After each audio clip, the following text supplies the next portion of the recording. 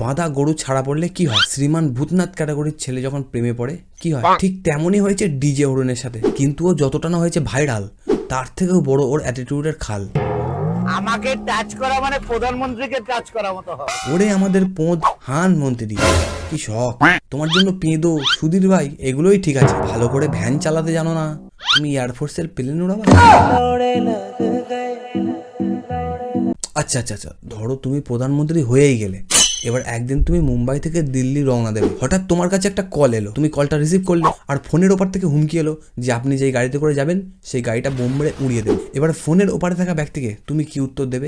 তা আমার বিচি আপনার মুখে ঢুকিয়ে দেবো।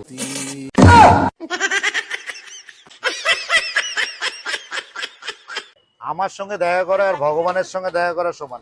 হ্যাঁ জানি, আর এটাও জানি যে গাঁজার নেশা তুমুল নেশা।